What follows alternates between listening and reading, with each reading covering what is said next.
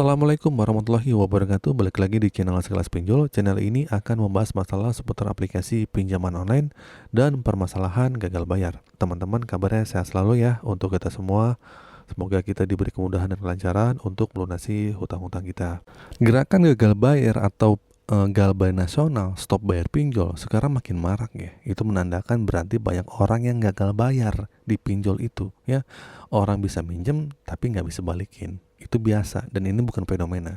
Begini penjelasannya. Kalian sering banget ya dengar kata stop bayar pinjol, stop bayar aplikasi pinjaman online ya, gitu kan. Mungkin kalian sering banget dengar kata seperti itu. Tapi begini alasannya. Nah, jadi kenapa sih banyak orang yang menggaungkan kata stop bayar pinjol, galbay nasional? Alasan terbesar ini karena banyak pelanggaran-pelanggaran yang katanya diduga oknum DC pinjol itu tersebut. Di mana sudah jelas ya yang menagih sangat kasar katanya, menagih sangat menekan, bahkan juga tidak segan-segan menghina nasabah yang gagal bayar. Nah, itu yang melatar belakangi orang bilang galbay nasional, gerakan galbay atau stop bayar pinjol.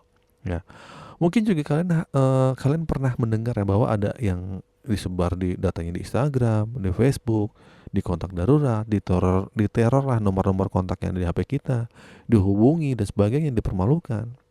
Ini merupakan pelanggaran-pelanggaran yang jauh lebih besar dibanding pelanggaran-pelanggaran seperti gagal bayar hutang atau disebut galbay. Jadi pelanggaran mereka nih si desi pinjol itu lebih besar dibanding kita gagal bayar pinjol. Jadi kalau kalian pikir-pikir nih, kita memang melanggar ya, yaitu tidak bisa membayar hutang. Ya kita salah juga tidak bisa membayar hutang. Tapi yang mereka lakukan itu lebih melanggar. Maksudnya desi pinjol itu lebih melanggar. Lebih-lebih lagi ya, di mana hinaan, cacian, terus kemudian ancaman sebar data, itu ranahnya mereka lebih berat ya, karena itu bisa ke pidana. Sedangkan kita mungkin karena enggak ada uang, belum bisa bayar, dan ini kita tuh masih dalam ranah perdata. Itu masih dalam ranah gagal bayar atau di pinjaman online tuh nggak bisa, pokoknya nggak bisa dipidana, itu masih dalam ranah perdata. Terlepas kalian pinjol apapun, dimanapun, di bank konvensional ataupun dimanapun, yang namanya masalah hutang itu tetap masuk ke ranah perdata, tidak bisa dipidana. Sedangkan yang mengganggu kalian, yang menagih kalian, yang meneror kalian, itu masuk ke ranah pidana.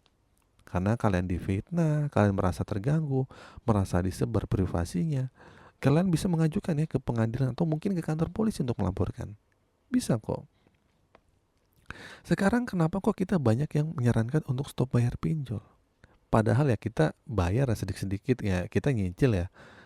Tapi walaupun nyicil pun ancamannya udah kayak gitu, apalagi yang nggak bayar. Nah, untuk menghindari tersebut, biasanya tuh harusnya kalian tuh ngasih informasi ke mereka bahwa itu adalah suatu pelanggaran. Kalian bilang aja ke desi-desi sebenarnya tuh mereka tuh nggak boleh seperti itu. Nah, tapi mereka juga akhirnya bodo amat kan.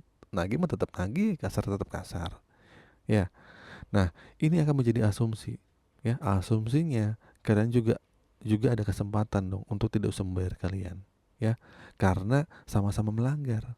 Nah, asumsinya seperti itu. Karena asumsinya sama-sama melanggar, privasi teman-teman diganggu, kalian diganggu, diancam, dihina, muncullah di diri kalian juga berhak untuk tidak membayar hutang-hutang piutang tersebut. Nah, tapi di sini saya garis bawahi ya, saya juga garis bawahi. Biasanya orang-orang yang melakukan hal tersebut adalah oknum DC ya, oknum DC yang menghina atau melakukan sebar data. Jadi nggak semua DC tidak seperti itu. Ada juga yang DC yang melakukan SOP yang bagus lah gitu ya, sesuai dengan SOP-nya.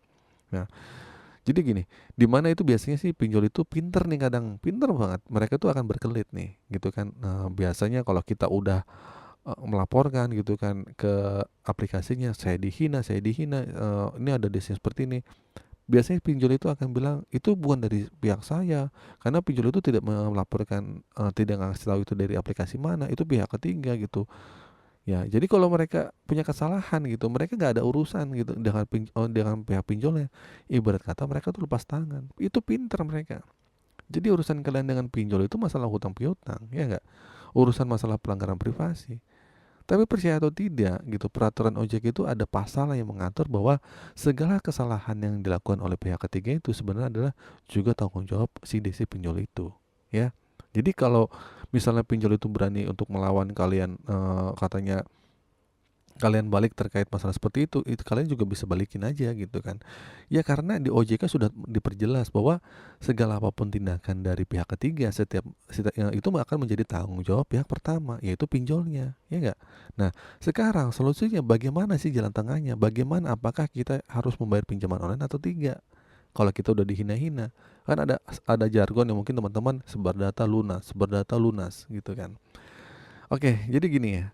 Kalau kita sudah telanjur mengajukan pinjaman online dan teman-teman juga sudah punya uang buat bayar, ya udah teman-teman bayar aja lah, ya, gitu kan. Bukan berarti kalau ada informasi atau anjuran stop bayar pinjol tiba-tiba nggak mau bayar nih, gitu kan.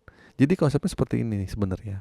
Ya kita menunjuk ya untuk orang-orang yang memang tidak ada uang nih atau yang sudah tidak ada uang terus gagal bayar dan tidak bisa tidak bisa buat membayar cicilannya. Ya udah kalau udah begitu alasannya saya cuma bilang ya udah stop aja bayarnya. Karena mereka melanggar, ibaratnya mereka menyalahi aturan dan menyerang kalian mungkin secara psikis, kena mental gitu kan. Akhirnya kalian udah stop aja dulu, udah ditunda dulu untuk pembayarannya. Tapi balik lagi nih kita renungin. Kita renungin sama-sama ya. Saya akan membuat analogi ini. Analoginya begini.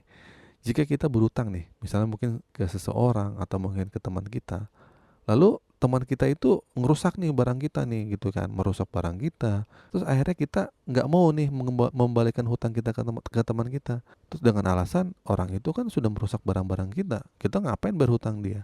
Nah, jadi gini, secara hukum itu mungkin oke lah secara hukum, tapi secara agama mungkin di akhirat nanti apakah kita akan sanggup dianggap lunas? Apakah itu akan dianggap lunas?